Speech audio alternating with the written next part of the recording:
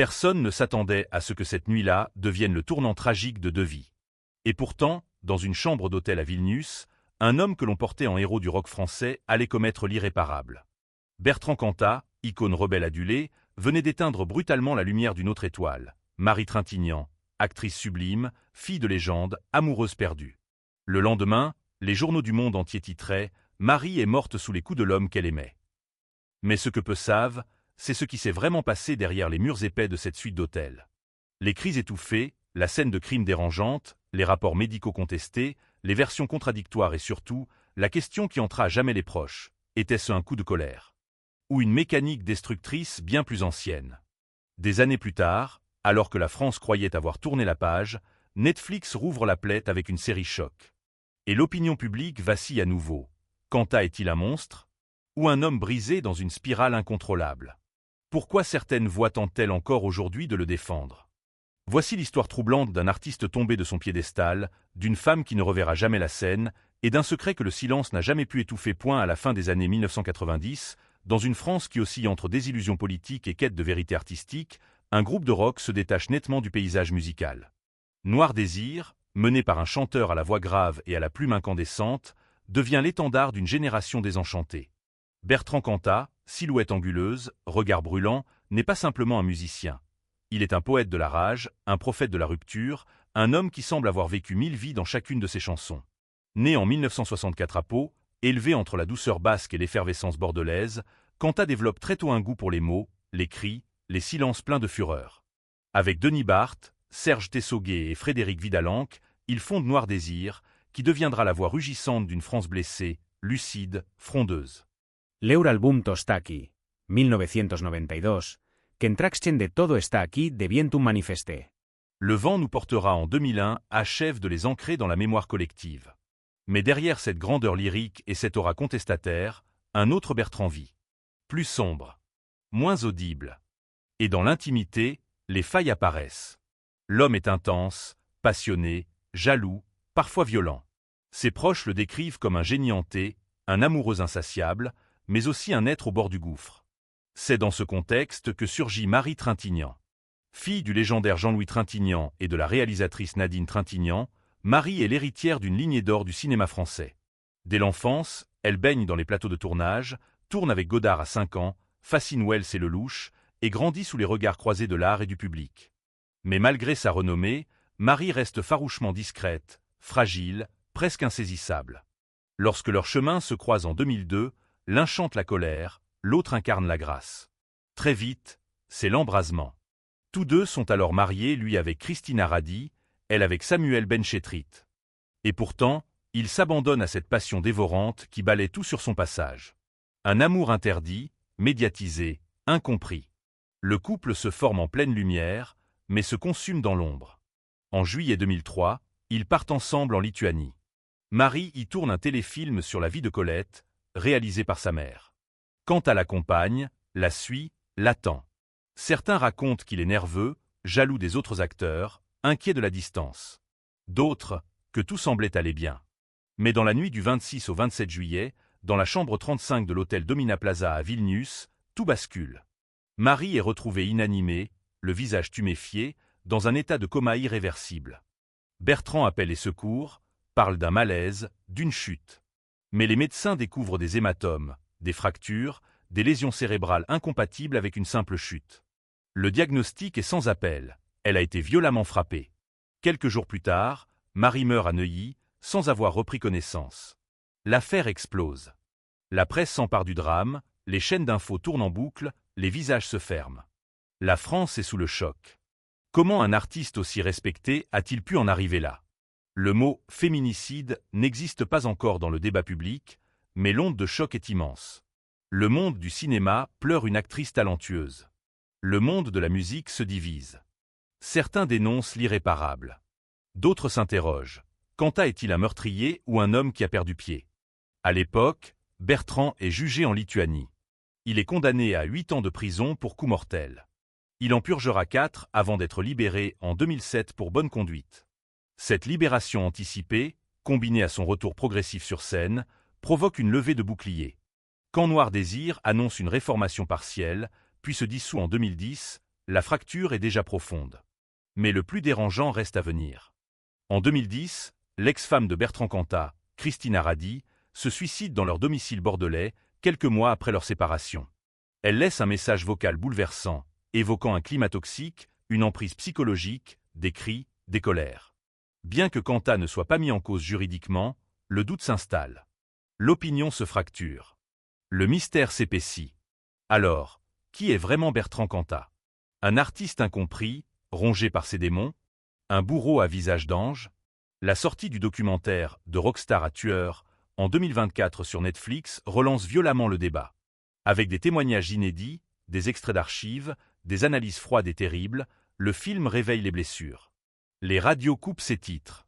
Les festivals l'effacent de leurs affiches. Certaines féministes réclament même l'effacement total de son œuvre.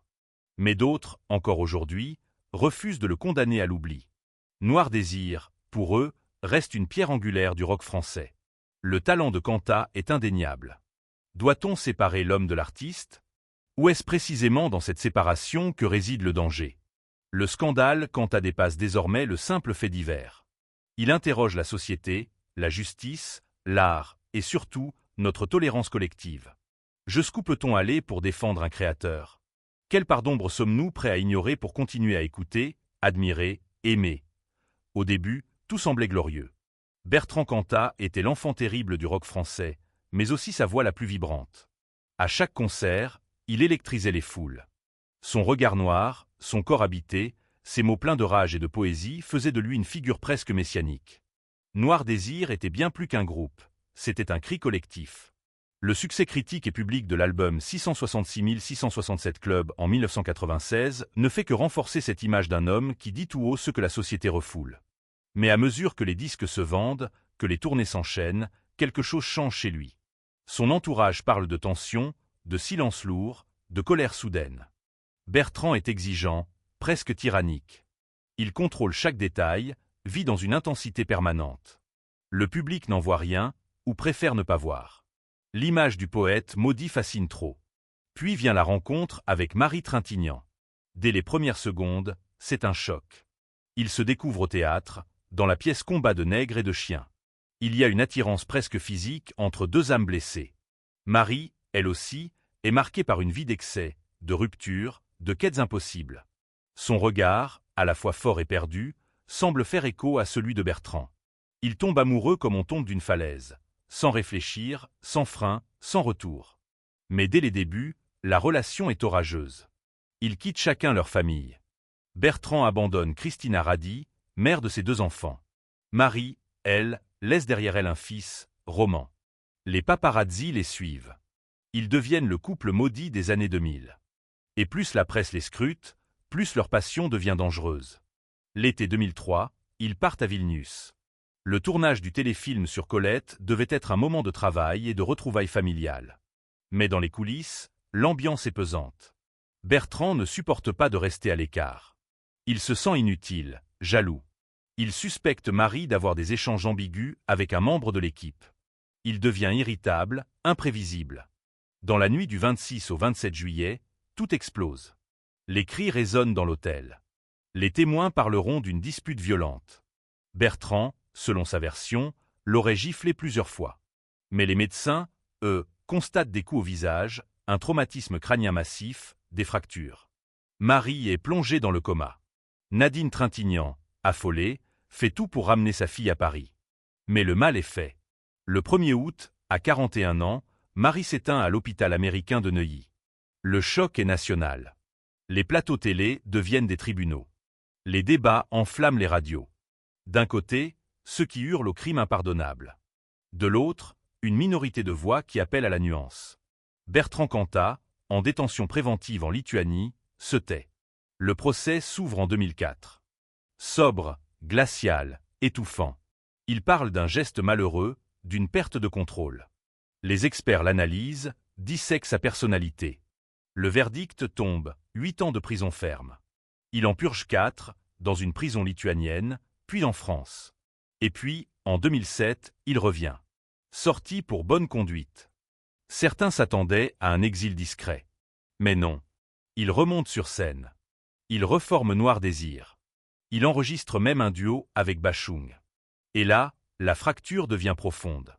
Une partie du public se sent trahie. Comment peut-on accueillir à bras ouverts un homme qui a ôté la vie à une femme?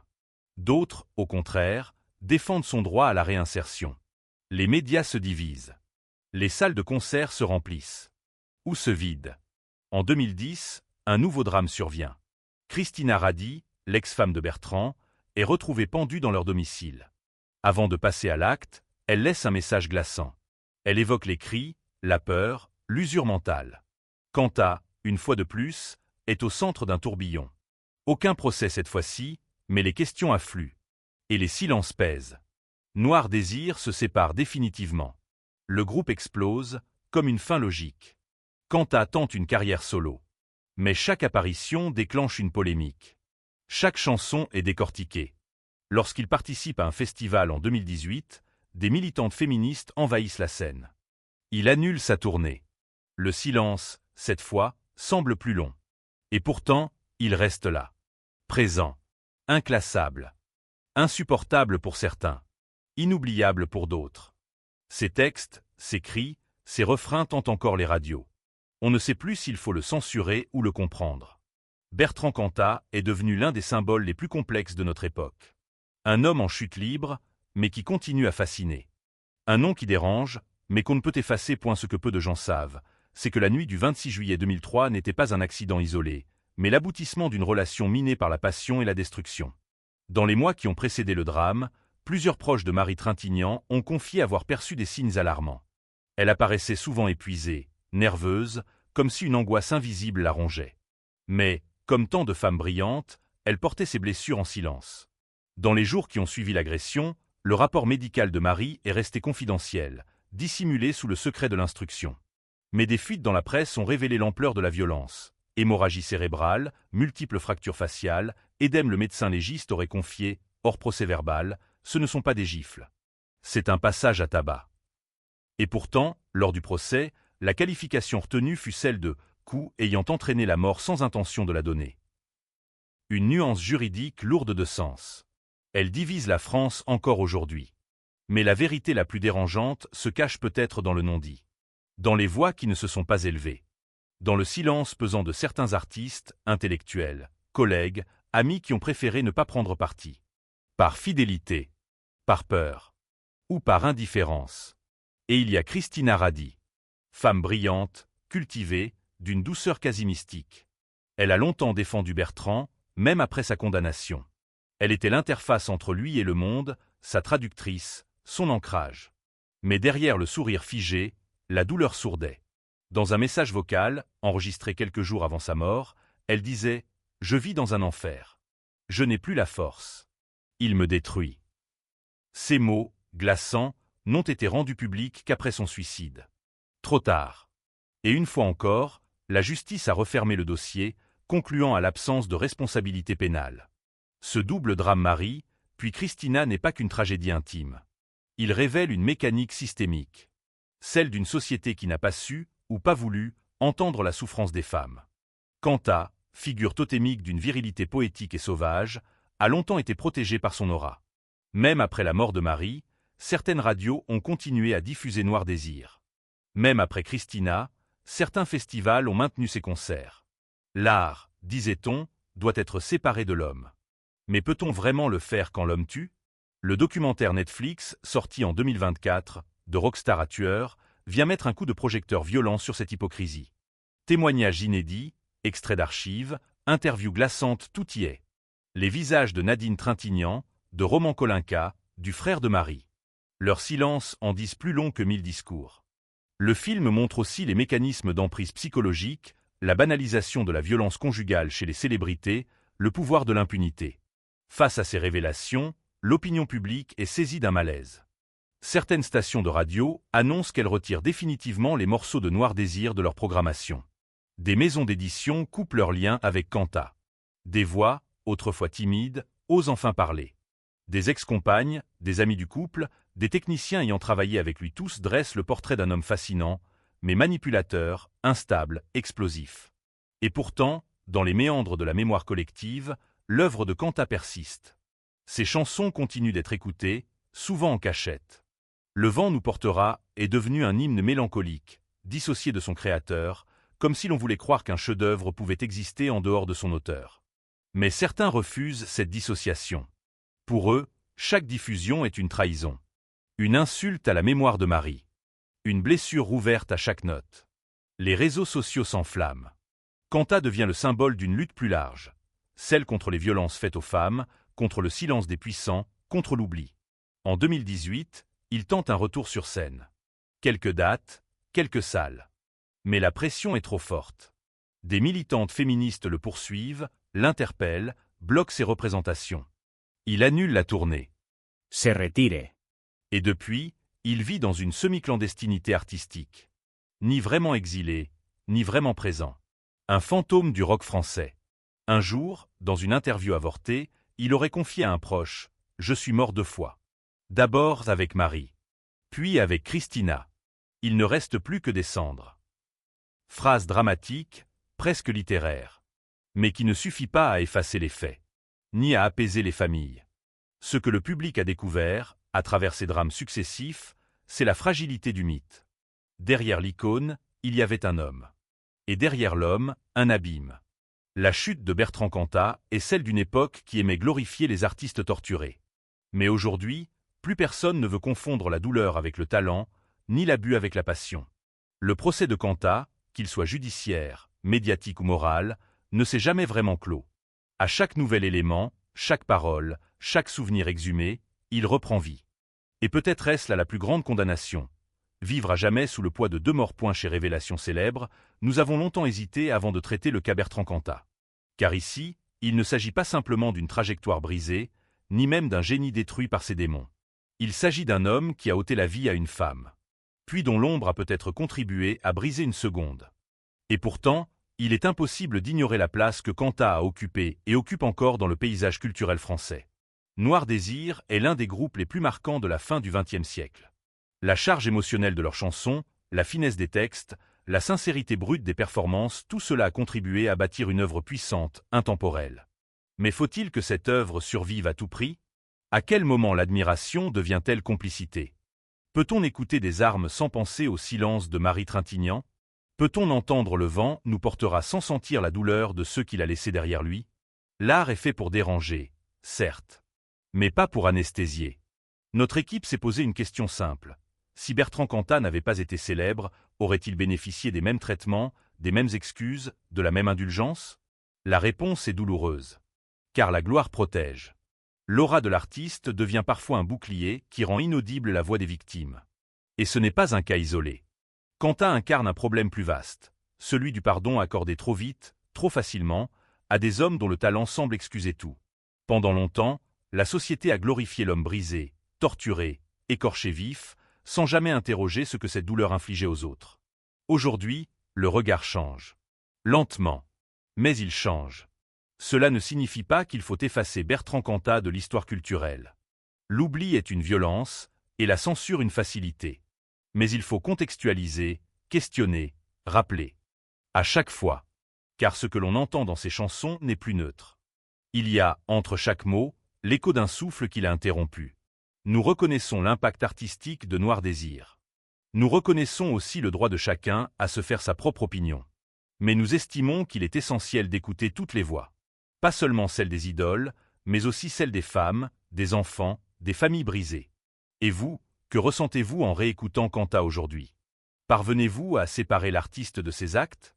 Est-il encore possible de parler de sa musique sans évoquer les violences qui l'entourent?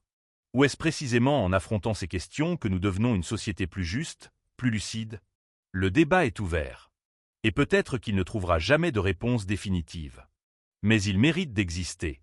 Car certaines révélations sont trop importantes pour rester dans l'ombre. Parfois, ce ne sont pas les chansons qui hantent.